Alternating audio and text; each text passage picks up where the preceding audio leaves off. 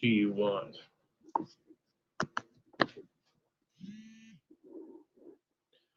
Trustee, trustee. At trustee, hashtag trustee go.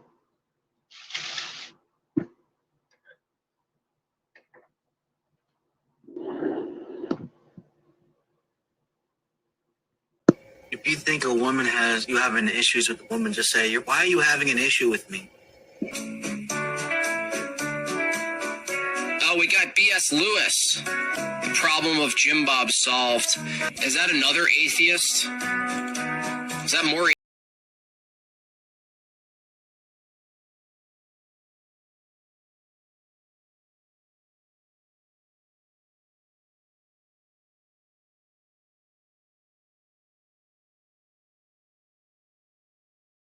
You see, with women, you do what they do. It's a monkey see, monkey do attitude.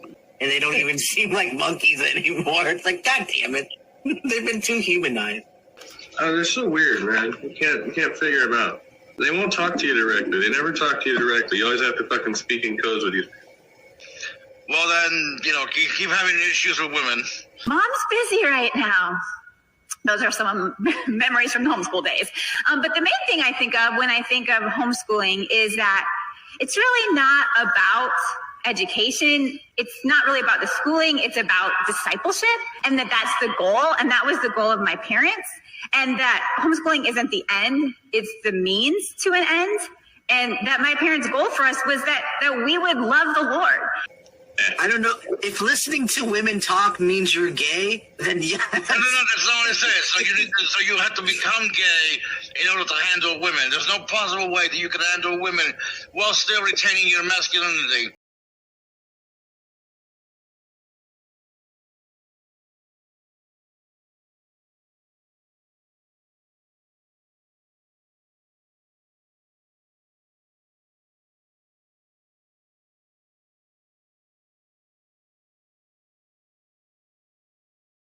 Silly stuff. He put an eggplant on my upper lip, dude. Come on, bro. Come on, bro. Stream is currently unavailable. Oh, what's up, Halsey? Yeah, just making more vids. What's up, Daniel Berry? Good to see you. Oh, just, forking around over here. So I was surfing around the internet, and it was getting ugly out there. I had to tune out because I don't even know these people. I don't even know these people, and it's none of my business. I'm just gonna leave it alone.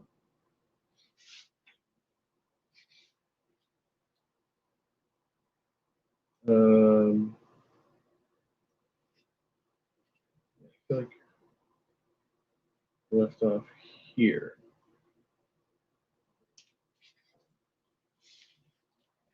So there's some drama between two chicks in like flow state community, and so now the one chick is multi-streaming. She's got one stream where she's restreaming flow state stream, where this chick is like going off about her, and then she's got a separate chat going on where they're live chatting, and they're all talking shit about it, like.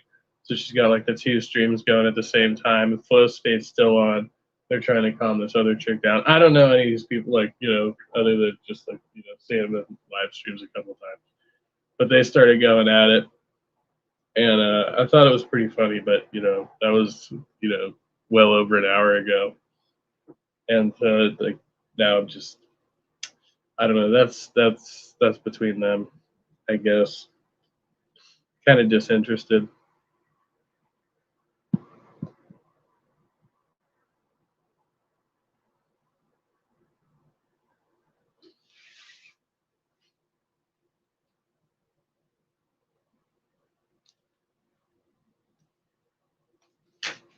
I'm kind of trying to figure out where we left off in this book, but I guess we can just like kind of jump in here.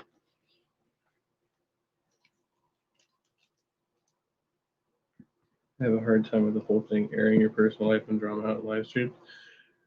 Yeah, I mean, there's that, and then like these people, like all their drama is from live streams.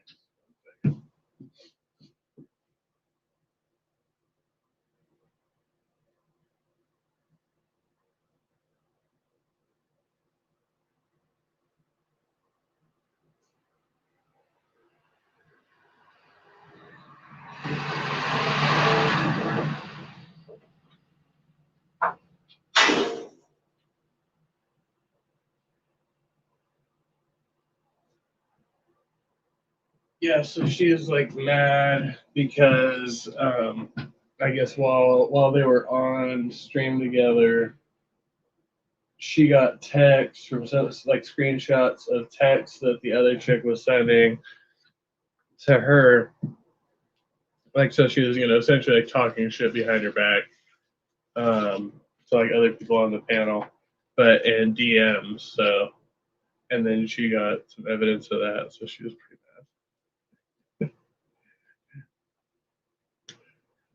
I think she might have been drunk or something too. So.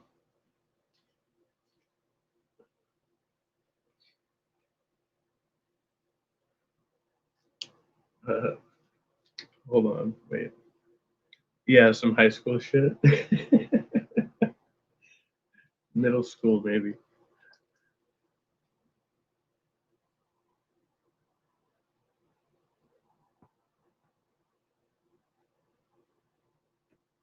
Um,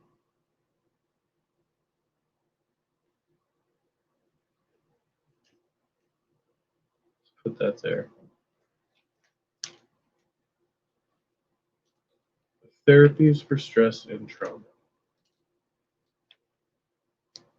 I'm not afraid of storms, for I'm learning how to sail my ship. Louisa May Alcott from The Loom. If you have had a serious trauma in your life, you might have sought help and know what kinds of therapies are available. But many do not seek help. Some don't realize they need it. Others don't know how to go about finding it. And many just flat out don't have the funds to pay for it. In this section, I'm going to discuss some of the most accepted therapies. Oh, wait, no, I do remember.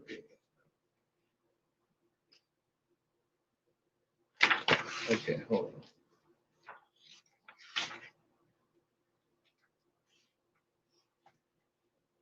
Oh.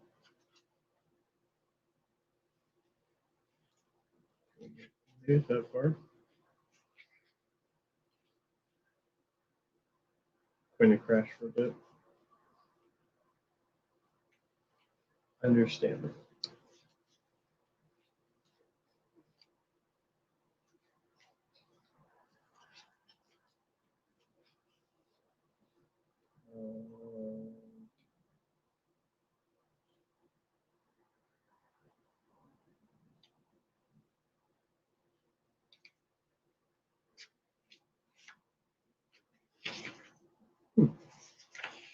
Yeah, okay, so we have exposing memory.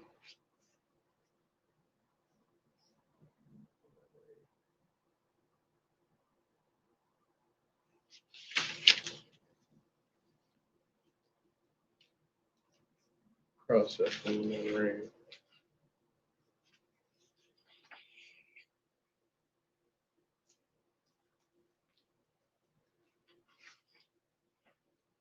Sorry, I didn't really look back.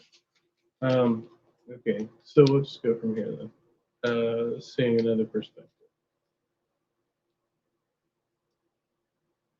Looks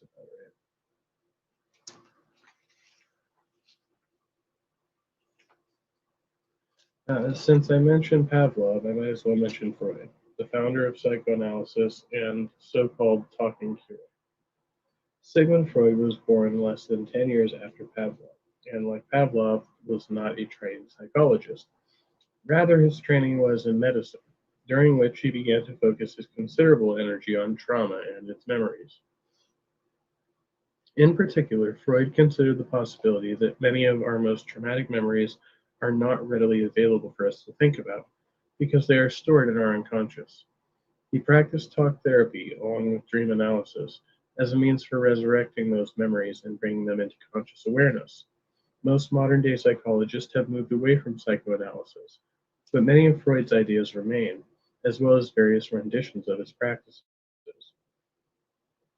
When I first started teaching psychology back in the 1990s, I rarely lectured about Freud, and certainly did not give much credence to psychoanalysis or psychodynamic approaches in general. But through the years, I have grown to appreciate his teachings and some of the alternative therapies that have emerged from them. Take, for example, the empty chair technique. To begin, the therapist brings out 2 chairs.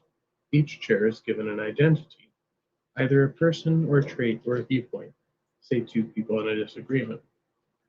Then the client is asked to speak from one chair about their trauma or concerns. When the dialogue reveals the other person or viewpoint, the client is asked to move to the other chair and speak from that viewpoint, and back and forth. This process of going back and forth helps the client integrate the differing views and opinions.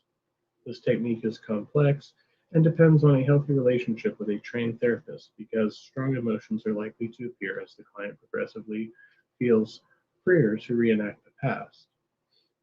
But with time, the client begins to view the trauma in a larger, more coherent context. It helps organize the memories. Let me tell you a story I heard once about a man named Mark. He had a difficult childhood, living with few of the resources many of us take for granted, such as food and shelter. He also had a tumultuous relationship with his older brother that bordered on abusive. As an adult, Mark still harbored hard feelings towards his brother and could not find a way to let go of the past. He did, however, find a way into therapy and into the empty chair. As Mark learned to express his feelings to his brother, who was imagined to be sitting in the empty chair, he began to realize that he could stand up to the bullying and to his brother. But as Mark moved into the other chair, he was also able to see things from his brother's point of view. He was able to put the memories of his childhood not only in order, but in context as well. His brother, after all, had grown up under similar, impoverished conditions and was often put in charge of the family while their mother was working. After going back and forth between chairs, within and across sessions, Mark learned to view his past within a more coherent and organized narrative. Along the way, he learned to feel empathy for both himself and his brother. Healing through the body. Around the turn of the century, I was teaching a graduate seminar for students studying their doctorates, most of them in clinical psychology, and most were fully committed to modern approaches, especially prolonged exposure therapy and cognitive behavioral therapy. But they also told me in no uncertain terms that they wanted to know more about a new wave of therapies that focus not only on thoughts and behaviors, but on feelings in the body as well. The most well-known practice at that time, and still today, is mindfulness-based stress reduction, known as MBSR. This program was developed by Jon Kabat-Zinn, a prolific writer and clinical researcher at the University of Massachusetts. As a young man, Kabat-Zinn had studied meditation techniques and then adapted the practices for medical settings, stripping them of most religious or cultural appendages. The training program relies heavily on both sitting and walking meditation, as well as yoga and other activities that enhance body awareness. MBSR was not developed for trauma, although it can lessen some symptoms such as anxiety. Also, MBSR is not a therapy per se, and is therefore not done in the presence of a therapist, but rather with a facilitator who participates in and leads the practices. And the program was not designed to address any particular disorder or symptom, but rather to reduce stress, which everyone feels and can use less of. This program does take time. It is usually practiced nearly every day over about 8 weeks. It also takes dedication because meditation is difficult to practice consistently. But anyone can do it, and people like doing it. And if people like doing something, they are more likely to actually do it. Since then, therapies that focus on meditation and the body have proliferated. Especially popular are those that combine traditional cognitive approaches aimed at recognizing and reevaluating maladaptive thoughts and beliefs, with those that rely on meditation, yoga, or body-centered techniques. 2 examples are mindfulness-based cognitive therapy, MBCT, and dialectical behavior therapy, DBT. I encourage people to shop around and explore the many therapies that exist. It is natural to gravitate toward those that are most appealing or seem easiest, but it is also important to consider what actually works for your individual situation.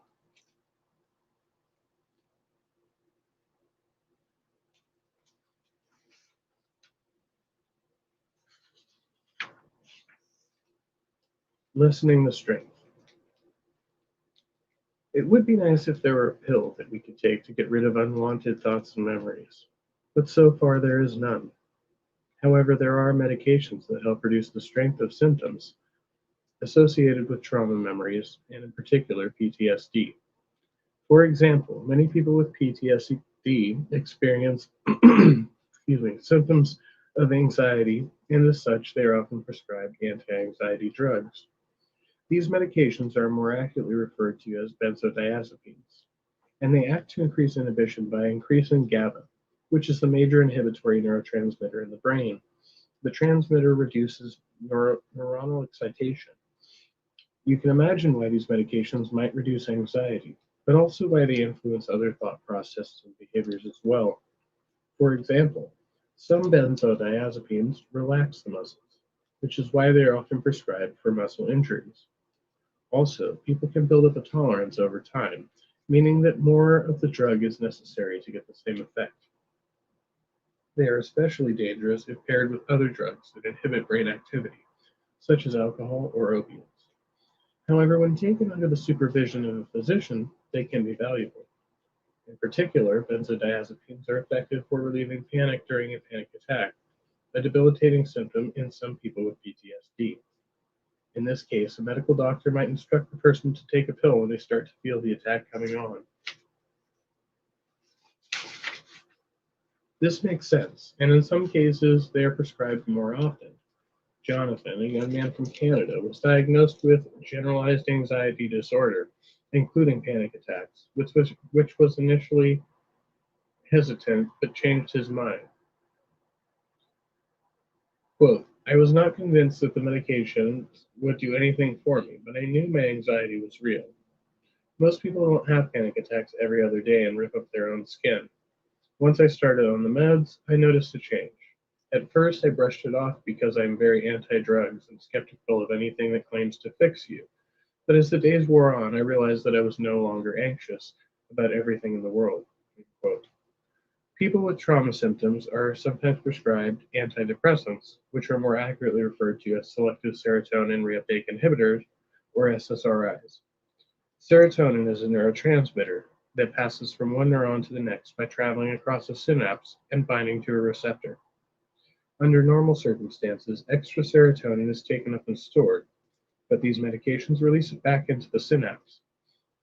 They can also change the anatomy of the brain, even making new neurons in the hippocampus. And not all antidepressant drugs work on the same neurotransmitter system. For example, some target norepinephrine, which is released along with the epinephrine from the adrenal glands as well as from the brain. These medications can give people a bit more energy, which is often desirable for those suffering with feelings of depression. Whether psychotropic medications help with trauma symptoms, per se, is hotly debated in the field of psychology, albeit less so in psychiatry. Some people respond very well and others not as much. And some people respond positively to taking medications regardless of what the medication is doing to the brain. This effect is known as the placebo effect. It's still mediated by the brain, just not as a result of the pharmaceutical itself. Regardless, these options must be considered with the supervision and advice of a physician and their medical staff.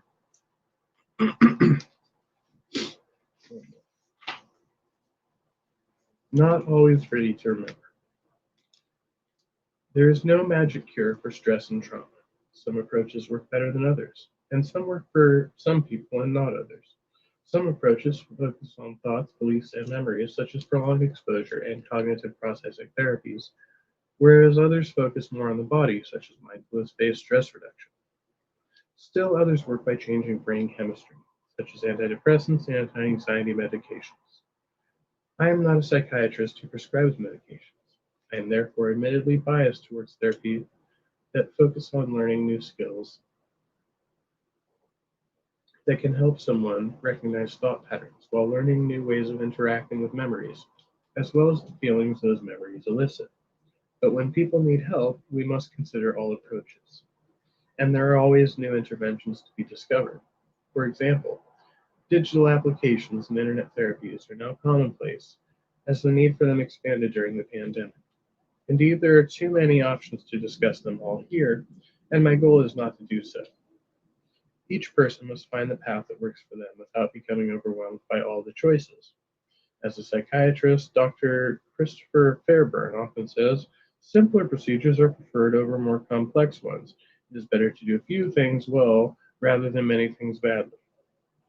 Psychological practices for trauma, in particular, must be recommended with caution and compassion. At one point while writing this book, I considered titling it Ready to Remember, because so much of our experience with trauma relates back to memories. And then I ran it by one of my best friends who has had a lot of trauma in her life. She recoiled at my suggestion. She said there are some things that she is not ready to remember. It might be easy for some of us to tell people to forget what happened to them in the past. Or worse, we might tell them that it's good to think about it even more than they already do, without fully realizing how painful that may be. Clearly, I did not end up using that title, but I used the story behind it to remind myself how others feel about revisiting their own memories. Weighing in on some drama?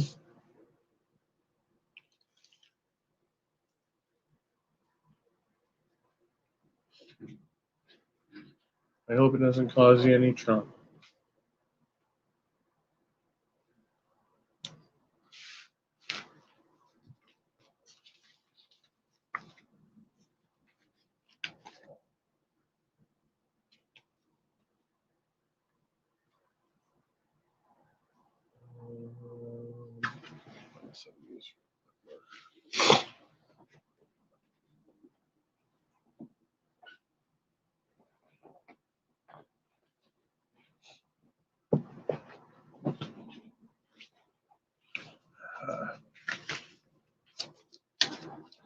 This fake credit card.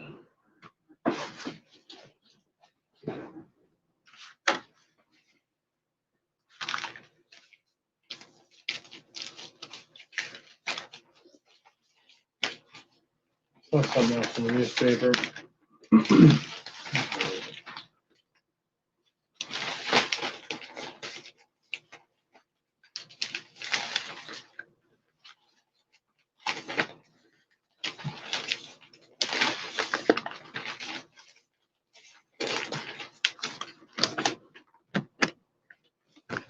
Okay, this one right here. This says, this says, state cuts financial aid and shrinks education programs in revised budget proposal.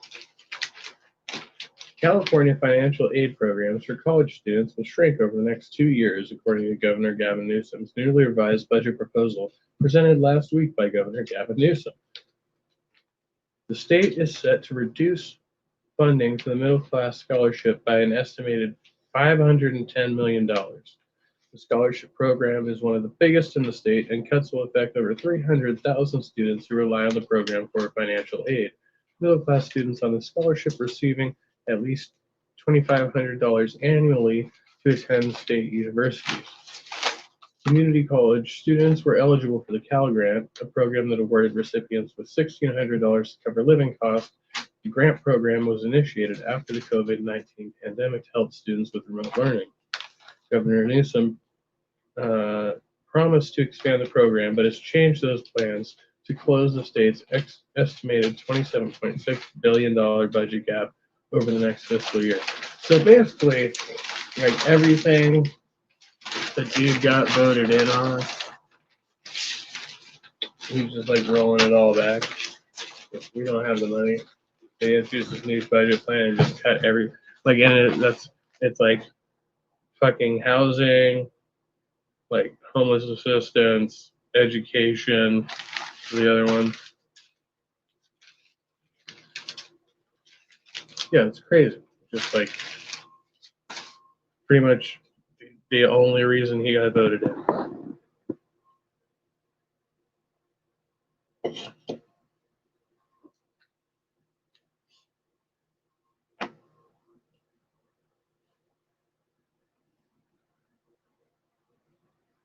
I love these games they play. Seventh largest economy in the world. We're going broke. Which is it?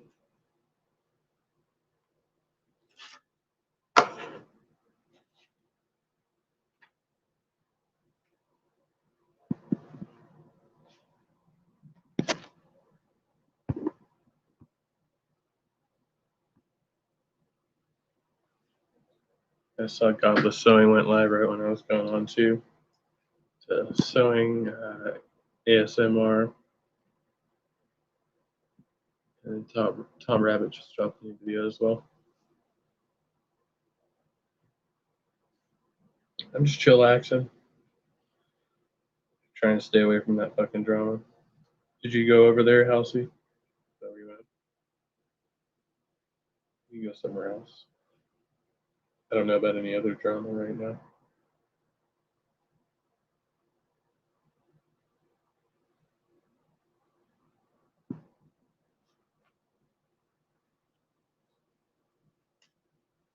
Oh yeah, I saw Bond released another Bruce video. I haven't watched it yet though.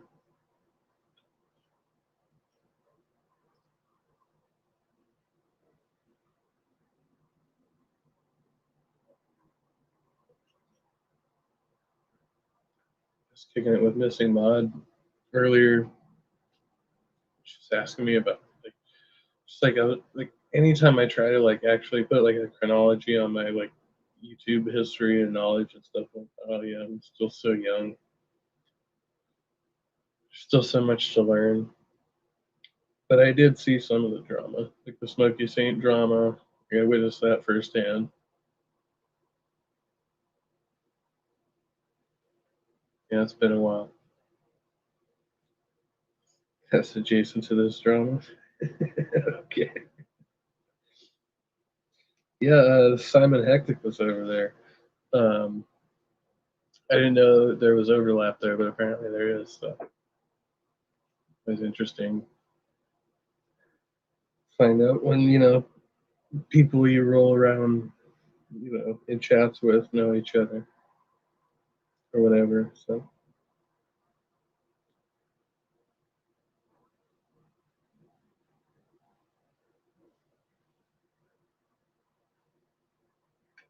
I'm not gonna fuck around with it. Like I said, it's not my business.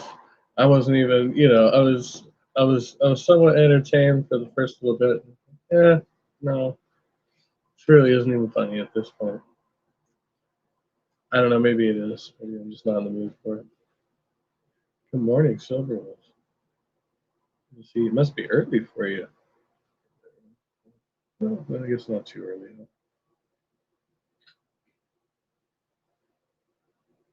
Okay, at 1:56 in the morning. The moon looks delicious. The weather's not bad. Hopefully this will be my last week out here doing bridge duty. I'm gonna have to do some follow up on that. I haven't heard anything back yet, but yeah, we'll make some adjustments out here. Do what we gotta do.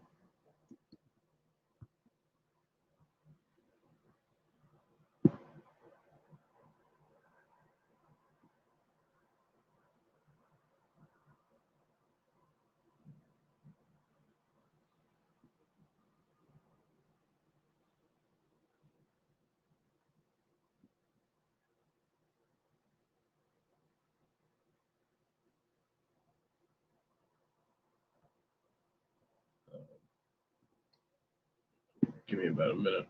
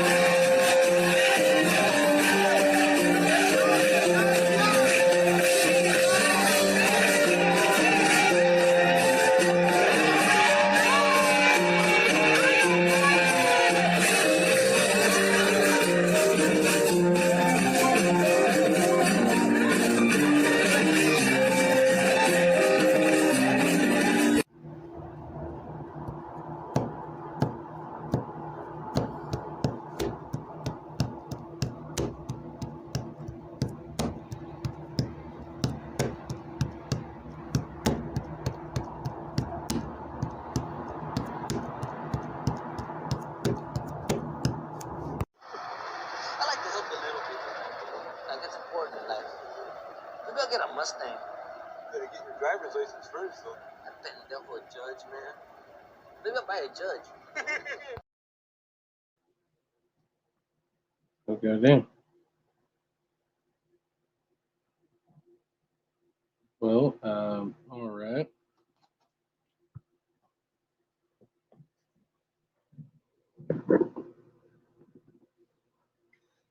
Guess a tent is better than no shelter.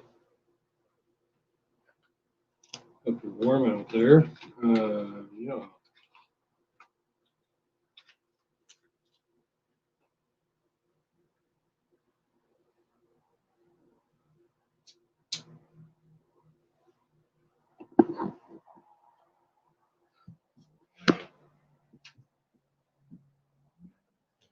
Yeah, craziness.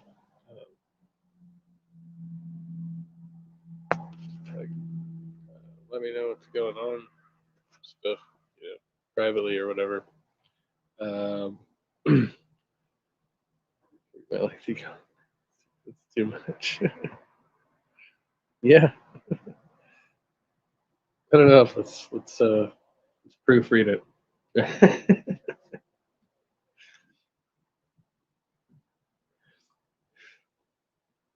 Wait, do I know who this is addressed to? Well, do I know the recipient? There's somebody. I've just kind of been. Well, I'm not really avoiding them, but when I see them around rooms, sometimes I just kind of take off.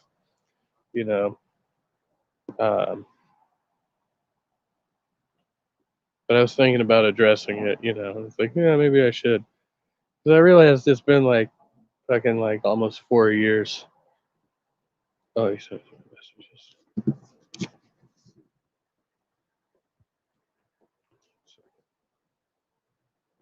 Oh, okay. I don't really like interact with them too much, but I am aware of them.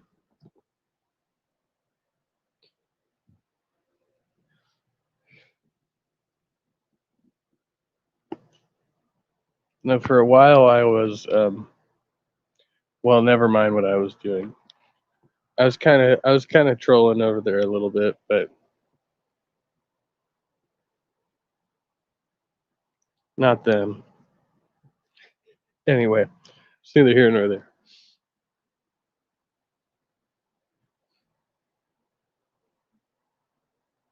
Yeah, I guess I shouldn't call myself out. Serious.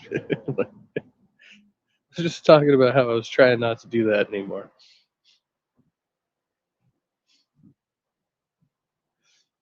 Let me read this thing.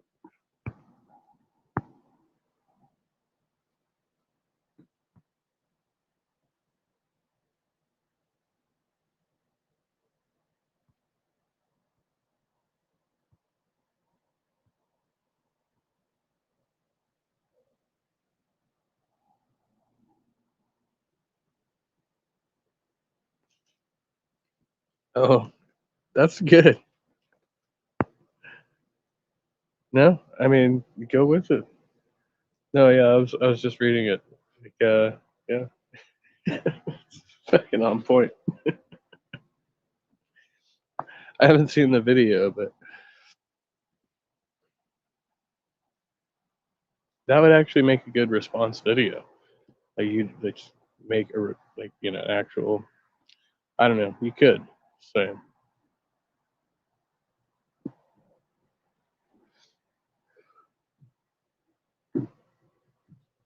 Yeah, I won't read it here in case you want to do that. Make content with it. It's fun.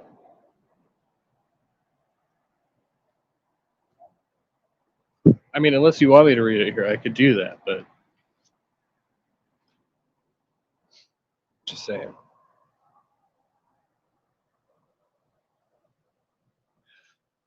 I don't think either of them are aware of my channel anyway. They would be if I tagged them in the video.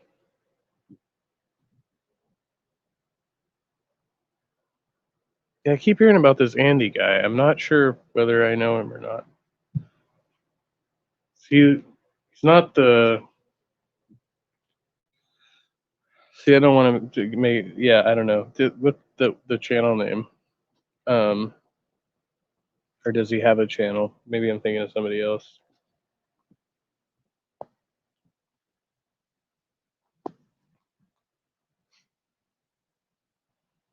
Because I thought I knew who we're talking about. I was like, maybe I was wrong.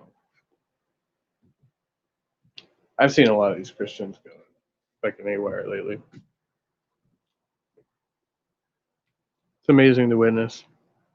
I guess they do it like every so often, like they're in waves. They just like and start to self-destruct.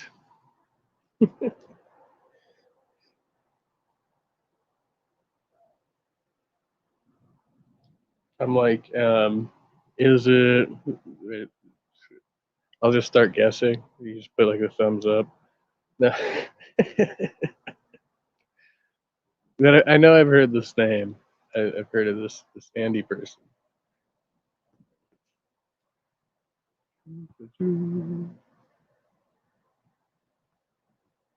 The YouTube link?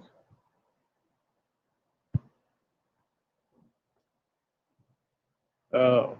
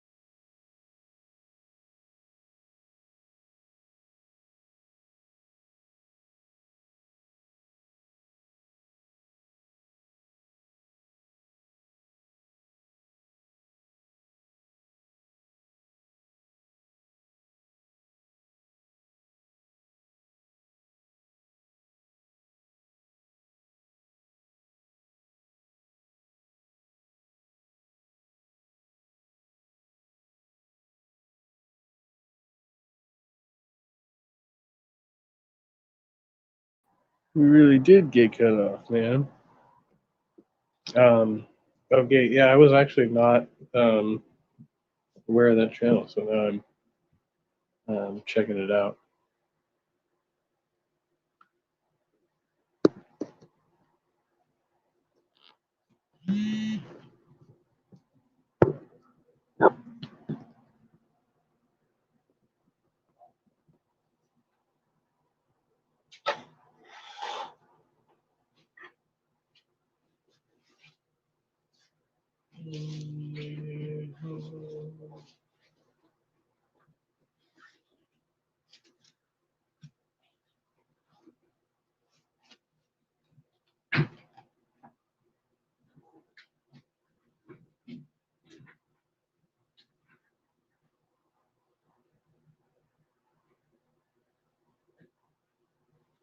Loss of a halo.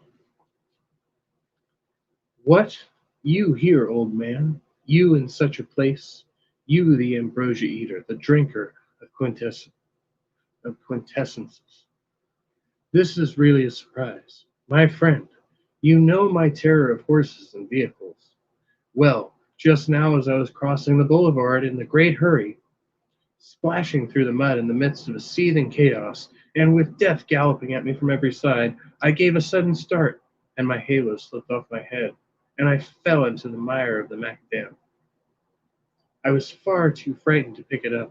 I decided it was less unpleasant to lose my insignia than to get my bones broken.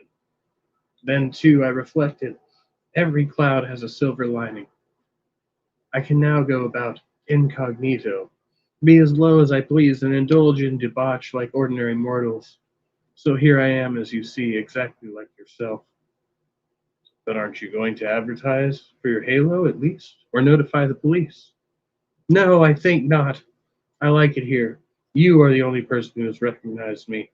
Besides, I am bored with dignity. And what's more, it is perfectly delightful to think of some bad poet picking up and brazenly putting it on. To make someone happy, ah, what a pleasure. Especially someone you can laugh at. Think of X. Think of Z. Don't you see how amusing it will be?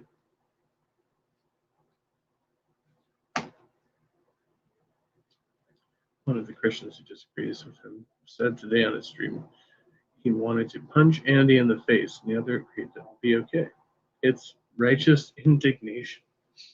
Yeah, it's like when Jesus went and he flipped over that table at one time, right? Just like that.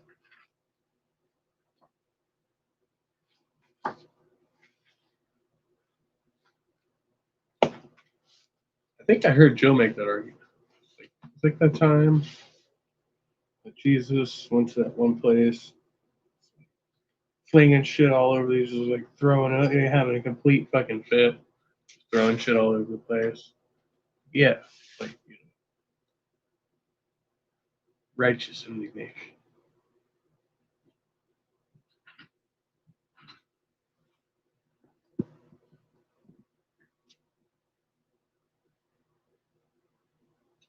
I've been righteously indignant a time or two in my past.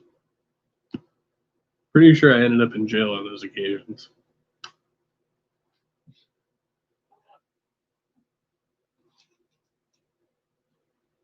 What doesn't Jill say? The words just fall out of his mouth.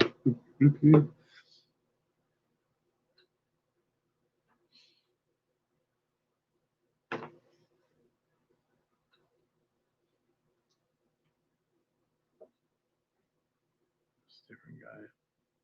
Yeah, no, I didn't think it was him, but I've heard similar arguments like that.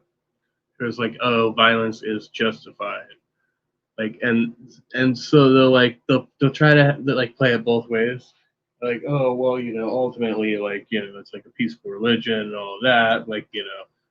God wants everybody to just believe and come together and sing Kumbaya, but at the same time, Jesus comes with a sword, and it's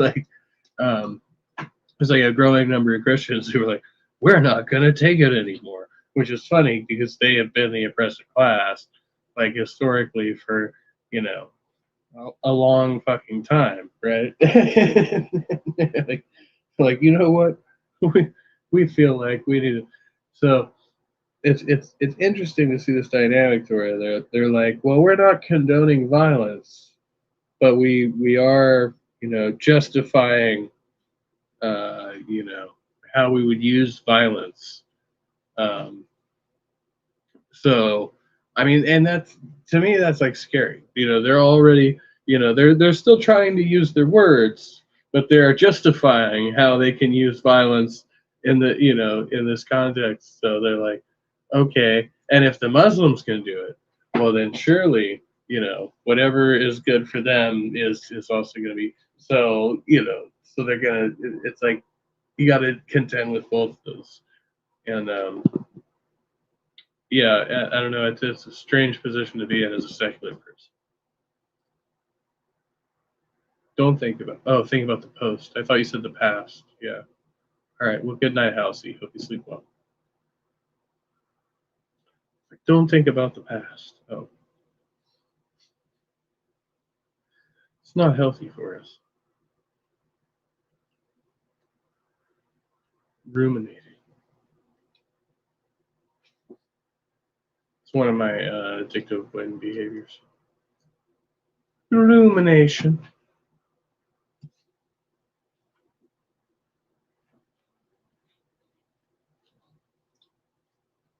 Counterfeit. As we were leaving the tobacconist's, I saw my friend carefully separating his money. In the left pocket of his waistcoat, he slipped all the gold pieces. In the right, the silver. In his left trouser pocket, he put a handful of pennies. And finally, in the right, after the most careful scrutiny, a 2-franc piece. What a singularly minute distribution, I said to myself. Soon we passed a beggar who held his cap to us with a trembling hand. For the man of feeling who is able to read them, I know nothing more distressing than the mute eloquence of a pauper's pleading eyes, so full of humility and reproach. There is in them something of the profound and complex emotion to be seen in the tear-filled eyes of a dog being beaten. My friend's offering was considerably larger than mine. I said to him, "You are right. Next to feeling surprise oneself, there is no greater pleasure than giving someone else a surprise." It was counterfeit, he replied tranquilly, as though to justify his prodigality. But in my miserable brain, which is forever flying off at a tangent, what an exhausting faculty nature has given me, the idea suddenly occurred to me that such conduct in my friend was only excusable if it came from a desire of bringing some excitement into the poor devil's life, perhaps even of learning all the different consequences, disastrous or otherwise, that a counterfeit coin in the hands of a beggar might engender. Might it not multiply into many pieces of good money? Might it not also lead to prison? A baker, a tavern keeper, for instance, might have him arrested as a counterfeiter or disseminator of bad money, but on the other hand, the counterfeit coin for a poor little speculator might well be the germ of several days' wealth.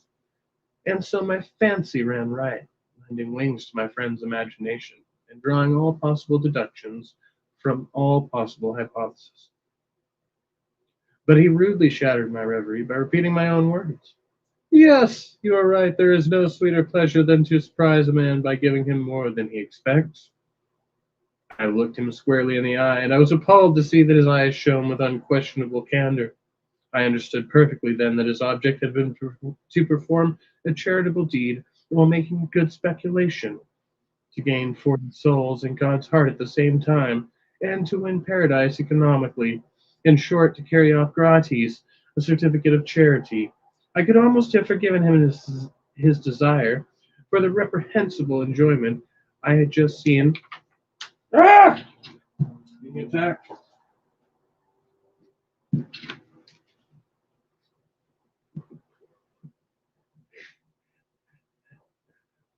For the reprehensible enjoyment I had just been supposing him capable of.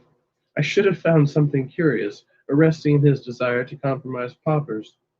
But I will never pardon him on the ineptitude of his calculation.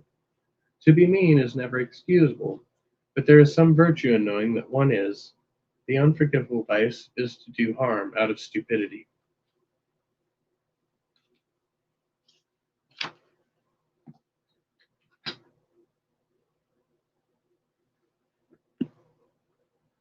David. I might know a David.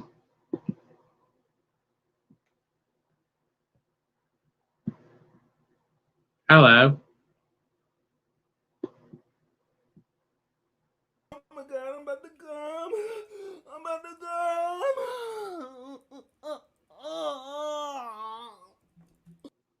The fuck?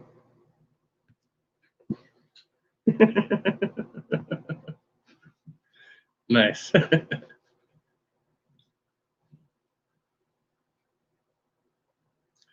All's fair in love and war. I was being attacked by a black man masturbating, I think. Oh, that no, it was a mosquito hawk.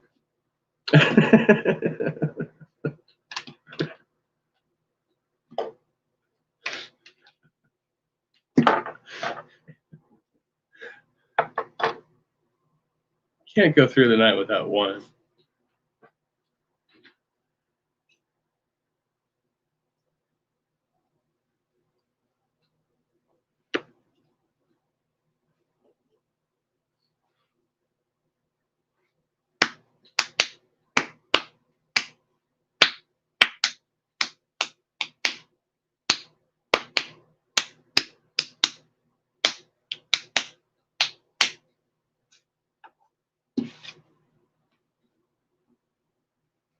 Do do do do do do do do do do do do do do. Me, an alcoholic? When I try to reconstruct what my life was like before, I see a coin with two faces. One side I turn to myself and the world respectable, even in some ways distinguished. I was a father, husband, taxpayer, homeowner. I was clubman, athlete, artist, musician, author, editor, aircraft pilot, and world traveler. I was listed in Who's Who in America as an American who, by distinguished achievement, had arrived. The other side of the coin was sinister, baffling. I was inwardly unhappy most of the time. There would be times when the life of respectability and achievement seemed insufferably dull. I had to break out. This I would do by going completely bohemian for a night, getting drunk and rolling home with the dawn. Next day, remorse would be on me like a tiger. I'd claw my way back to respectability and stay there until the inevitable next time. The insidiousness of alcoholism is an appalling thing. In all the 25 years of my drinking, there were only a few occasions when I took a morning drink. My binges were one night stands only, once or twice during my early drink. I carried it over into the second day, and only once. That I can remember. Did it continue into the third? Oh, wait.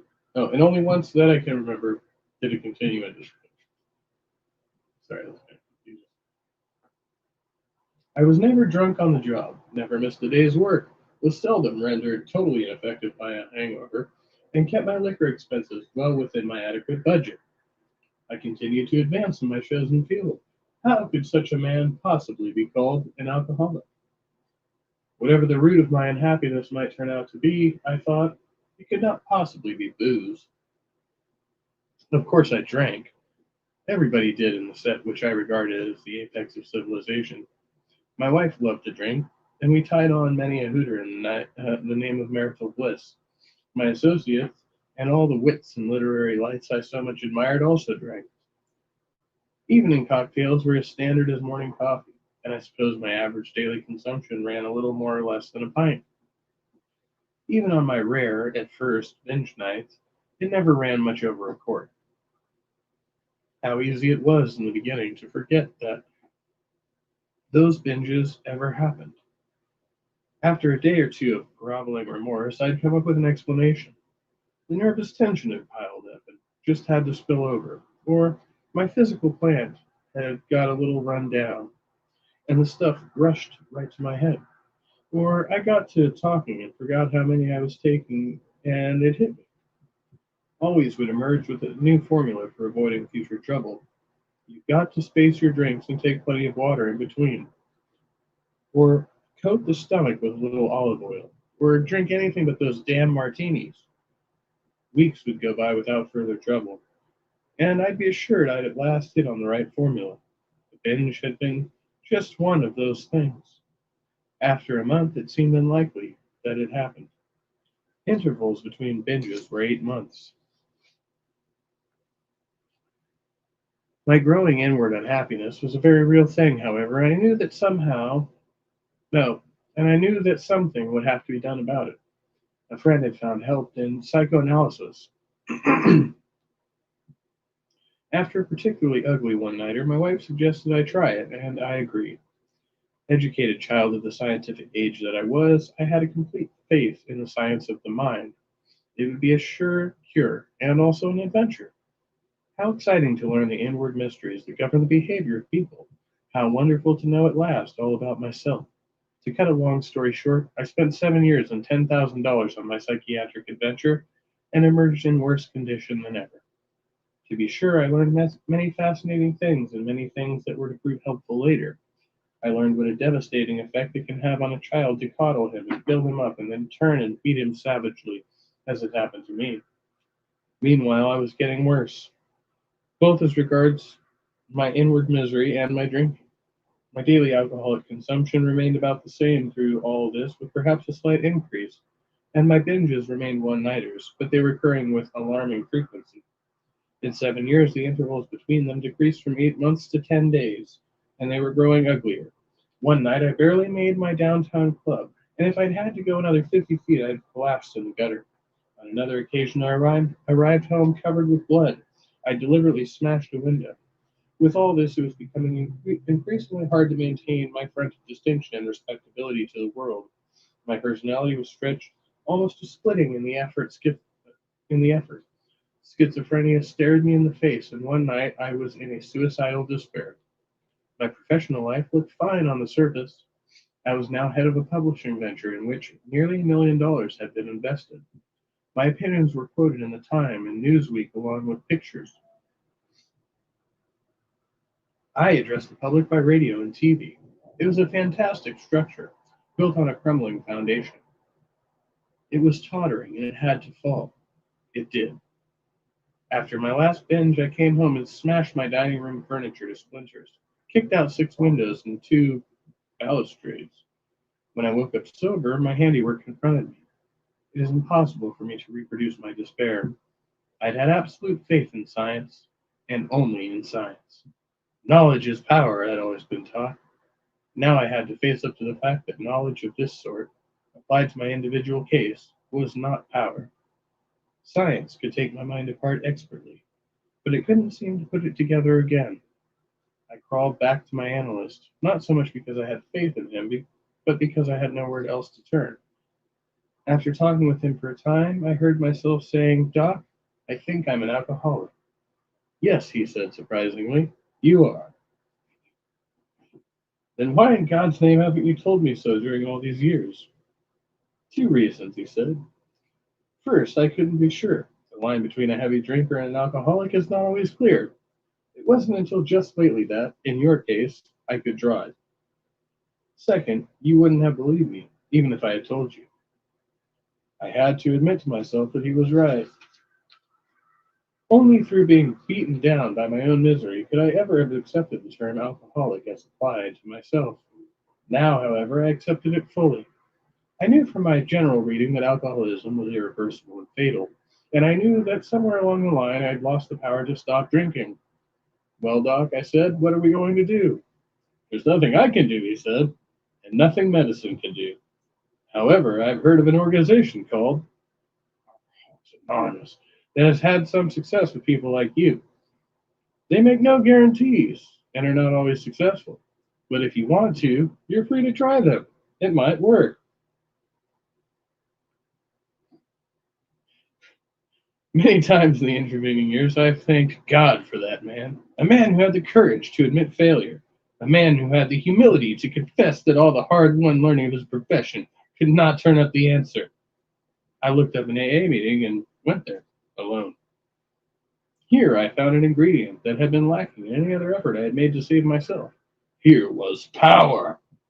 Here was the power to live to the end of any given day, power to have the courage to face the next day, power to have friends, power to help people, power to be sane, power to stay sober. That was 7 years ago, and many AA meetings ago, and I haven't had a drink during those 7 years. Moreover, I'm deeply convinced that so long as I continue to strive in my bumbling way toward the principles I first encountered in the early chapters of this book, this remarkable power will continue to flow through me. What is this power? With my AA friends, all I can say is a power greater than myself. If pressed, all I can do is follow the psalmist who said it long before me, "Be still and know that I am God." My story has a happy ending, but not of the conventional kind. I had a lot more hell to go through. But what a difference there is between going through hell without a power greater than oneself and with it. As might have been predicted, my teetering tower of worldly success collapsed. My alcoholic associates fired me, took control, and ran the enterprise into bankruptcy. My alcoholic wife took up with someone else, divorced me, and took off with her and all my remaining property. The most terrible blow of my life befell me after I had found sobriety through AA. Perhaps the single flicker of decency that shone through the fog of my drinking days was a clumsy affection for my 2 children, a boy and a girl. One night my son, when he was only 16, was suddenly and tragically killed. The higher power was on deck to see me through, sober. I think he's on hand to see my son through, too. There have been some wonderful things, too. My new wife and I don't own property to speak of, and the flashy success of another day are no longer mine, but we have a baby who, if you'll pardon the little post-alcoholic sentimentality, is right out of heaven. My work is on a much deeper and more significant level than it ever was before, and I am today a fairly creative, relatively sane human being, and should I have more bad times, I know that I'll never again have to go through them alone. That was fairly anticlimactic, I'd say. Okay. Like, well, I got sober and, things were still shitty, but, whatever. Like, new kid on the way, like, found God and shit.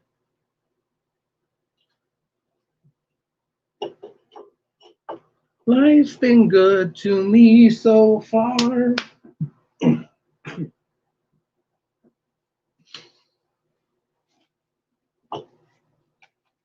know, it was a terrible fucking story.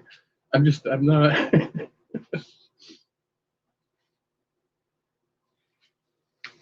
Invitation to the voyage. My child, my sister, dream how sweet all things would seem, were we in that kind land to live together, and there love slow and long, there love and die among those scenes that imagine you that sumptuous weather. Drowned suns that glimmer there through cloud disheveled air, move me with such a mystery as appears within those other skies of your treacherous eyes, when I beholding them shining through their tears. There is nothing else but grace and measure, richness, quietness, and pleasure.